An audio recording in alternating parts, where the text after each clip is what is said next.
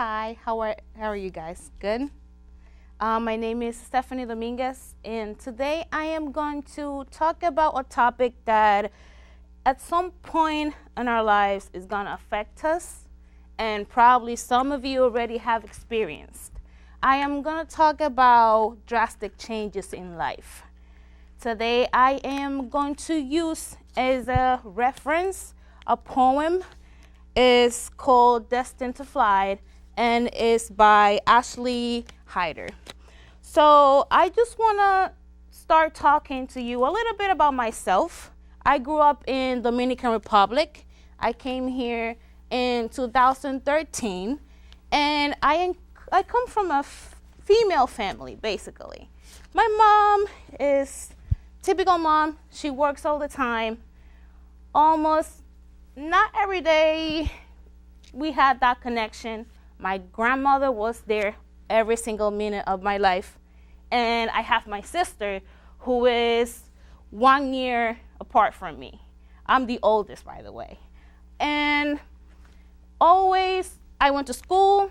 I studied really hard because my mom was telling me you have to study. My sister was the same. I remember we were really comfortable living in our house. I remember waking up, doing my homework, going to school, coming back, eating lunch, doing my homework again, playing video games, and doing everything I wanted. I was really comfortable. I was really attached to my grandmother. She was lovely. I used to sleep with her every single night that I can remember of my life. Like, since I was probably 7 years old until I was 18 years old, I slept with my grandma. She was actually the one who taught me how to sleep because I used to kick her really hard in her back while I was sleeping. So you don't want to sleep with somebody that's kicking you in the back all the time, right? No, that's not funny. Because she had a back surgery, so I was really scared of hitting her. So I kind of felt really attached with her, not only because I slept with her all the nights, but because she was there supporting me, asking me if I needed something. So she made my life really easy, to be honest. And I finished high school. I went to a university that I wanted to. I was starting to be a teacher, a language teacher, and I was elected the president of my career, so the major. So I was the president of modern languages. I was in charge of 3,000 and something students. And when I felt that I was at the high point of my life, the highest point that I could reach, something happened. My mom suddenly decided to come to the United States. I was not happy with I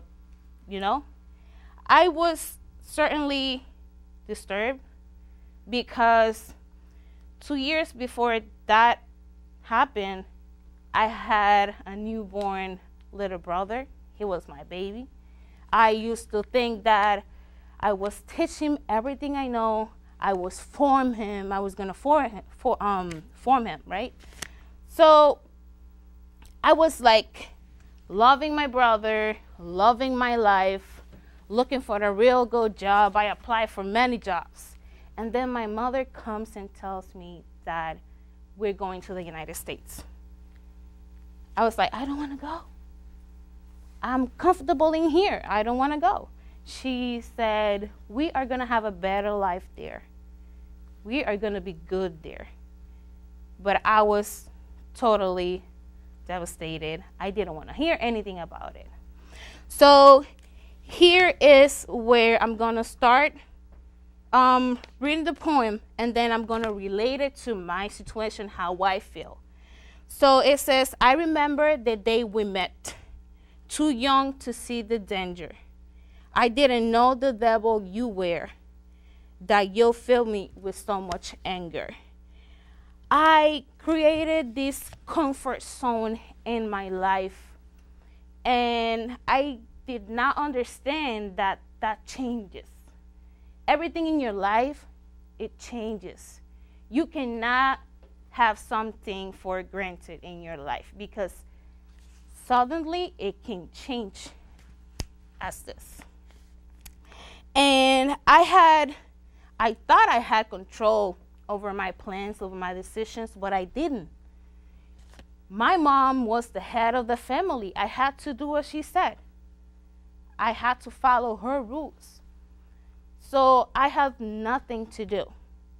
And I remember going to church with her the day before of the appointment for us to get our visa. And I remember lighting up a candle, and I remember praying not to come to the United States. I prayed so hard. I prayed. But the next day when we went to the appointment, they gave us our visa. I cried a lot. I cried. I had my first F in my whole life in one of my classes. And I remember taking the test, and I remember the teacher telling me, don't go home, go back to your seat and finish your test. Because during the semester, I was thinking about, I'm going to the United States. There's no point in keep going. There's no point in passing my class if I am not going to be able to stay here and finish my career. And that hurt me really bad. That hurt me deep inside. And then the second part of the poem says, drag me to the rock bottom, each day a life in hell anew. Felt there wasn't no possibility of breaking this dependency on you. It was not my decision to to come to the United States. It was not my decision. I did not plan on it. I basically cried for a long time. Just thinking about not being present for my brother, to see him grow, to see him learn, it was the worst for me. It was the worst. I couldn't even sleep at night just thinking about the fact that I was going to move to the United States. And just at that point when you think it's over, I started receiving calls from big companies in the Dominican Republic calling me to start working, like to start an interview, and just they needed people. And I'm like, I can't, because I'm going outside of the country. So it was even worse for me having the idea on my mind. I had a plan and I cannot do it now. I cannot do it. Because right now, I have this opportunity that just came. And like 15 days before coming to the United States, I started receiving calls from companies to go and work, companies that I really wanted to work. But I couldn't. I had to reject them. I was waiting for those calls for a long time. But you cannot change the changes that are going to come in your life. You can never change anything. Because when something comes and you know you have to do it, there's no way of skipping that. Because that's how drastic changes come. They come really fast. And then when I came to the United States, it was really different. I never envisioned myself in the United States, never. And when I got here, everything was different. The language was different, and people was different. They were really friendly, actually. In Dominican Republic, people is not rude, but the culture is different. But here, everything is with a smile, and would you like this? So it was kind of different. I felt weird. I felt really weird. And basically, during my stay in here, my mom was married at that time. And it was super weird for me because in Dominican Republic, I used to be in my underwear walking. I live with women. They're my family. I can walk however I want around my house. I was really comfortable. And now there's a man in the house. I cannot do that. I just know him for about 2 years. He's my mom's husband.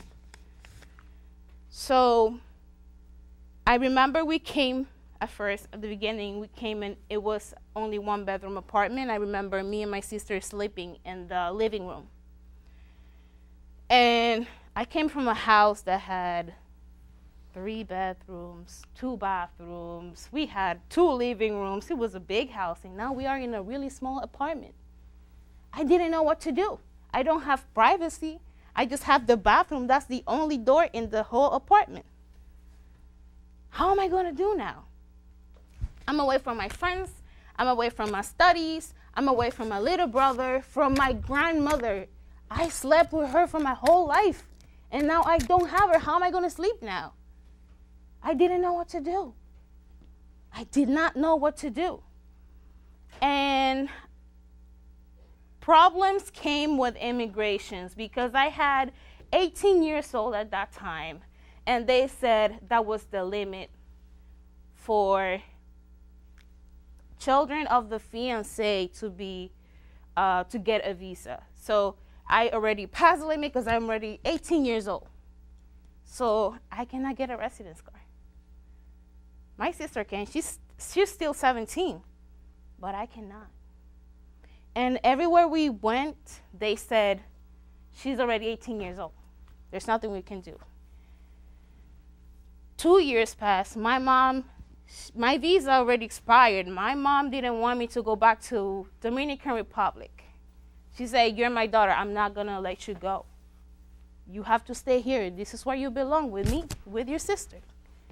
And I'm like, but I have my father there. I have a brother. I can live there. She didn't want me to go. So one day on her immigration appointment, she asked the interviewer, because they go through an interview after they get married so they can get the residence card. And my mother was scared of asking, but she said, I have an 18-year-old daughter. I don't want to send her back to the Dominican Republic. She's part of my soul. I need her to stay in here. And the lady said, well, so you better hurry up because now it's 21 years old. I was already 20. So my mom ran outside. She called a friend of hers. They called a lawyer, and I finally put the application for my residence card. I was not happy. I didn't want to stay here.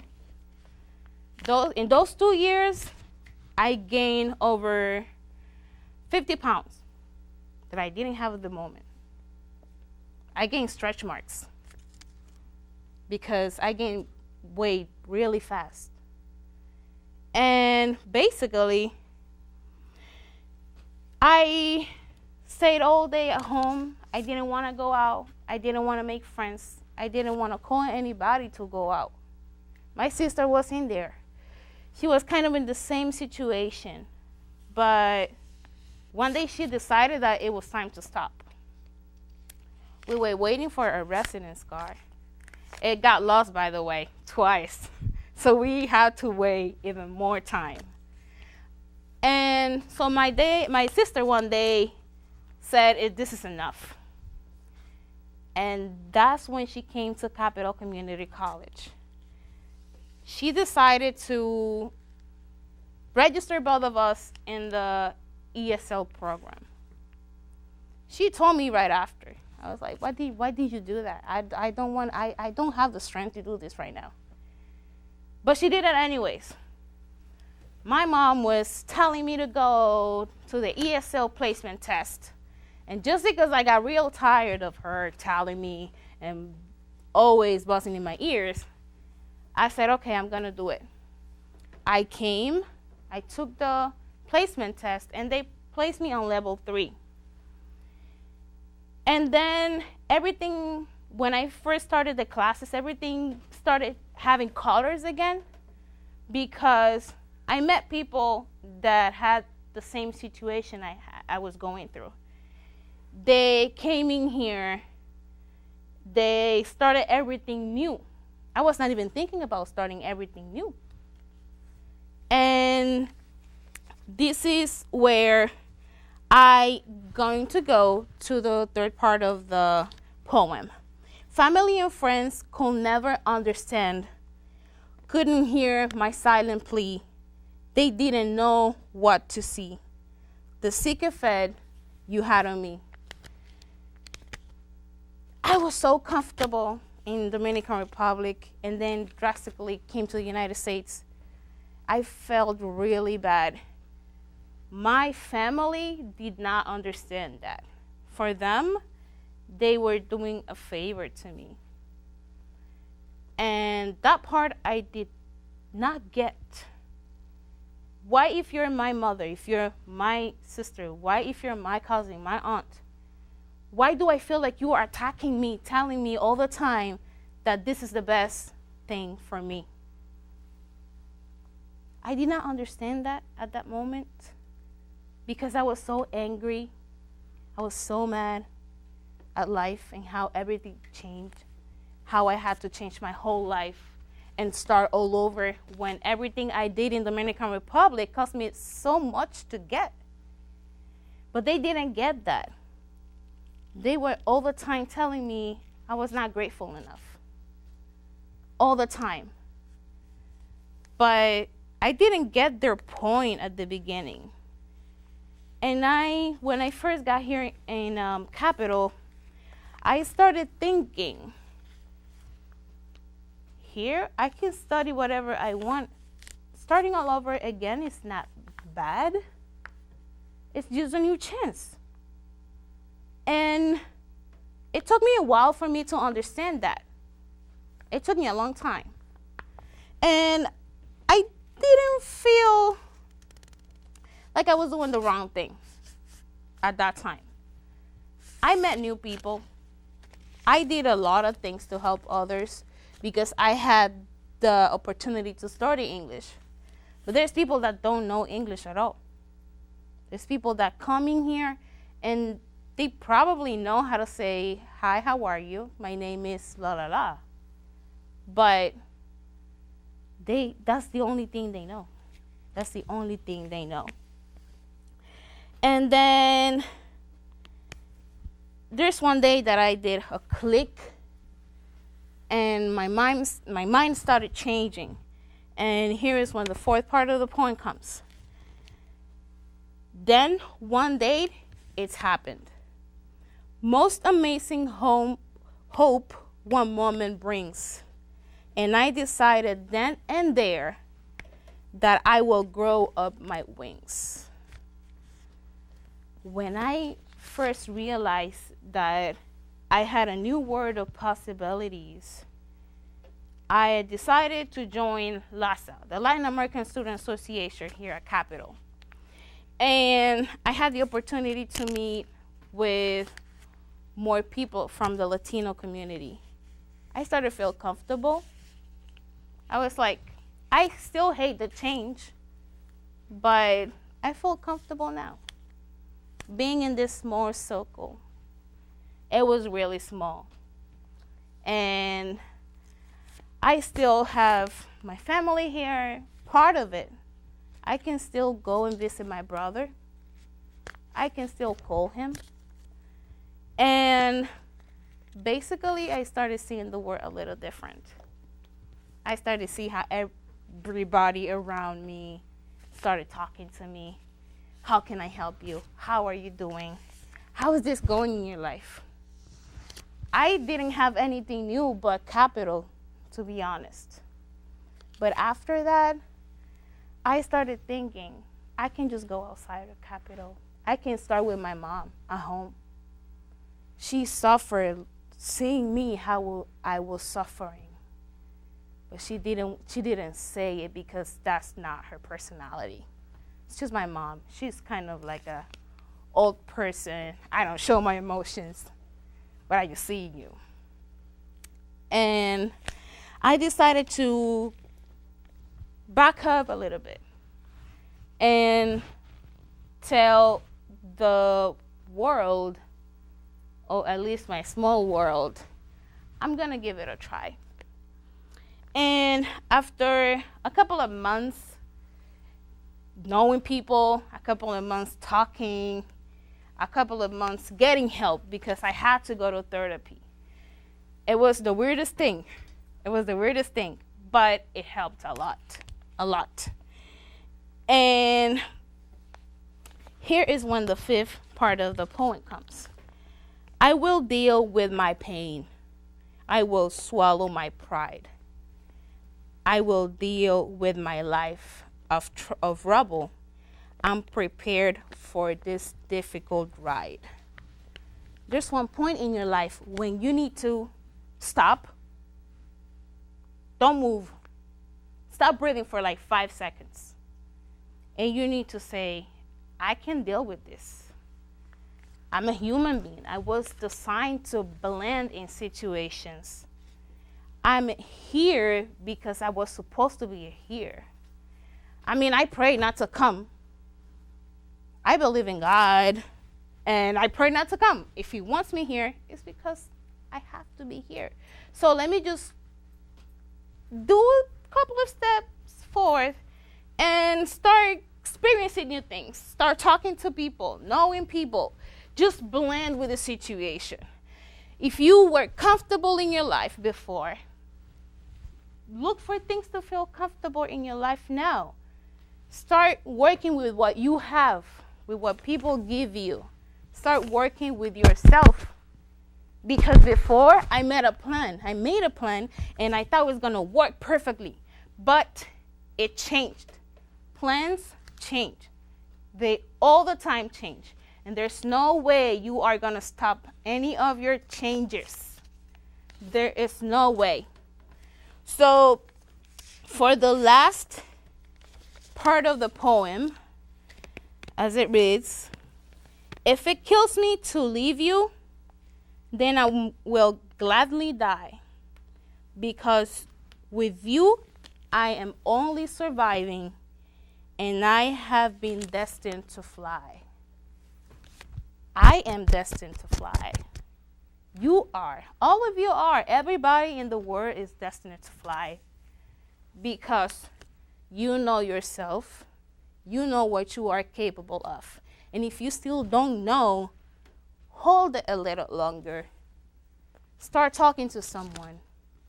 Because all of a sudden, everything is going to change. But it's your job to blend. It is your job to put your feet together, start looking around, and see where you are going to fit. And if you don't find where to fit, it is your job to start creating your own spot, to start doing what you like in life, and to start believing in yourself. Because drastic changes are always going to come. But if you believe in yourself, if you believe in what you are capable of, then you are going to be the most drastic change in your life. And then changes are going to come and go. But you are going to be still directing yourself in the right direction. And you are going to know how to manage those changes. Because we're human beings. And we are here to blend with situations. Thank you very much. And I hope you enjoy.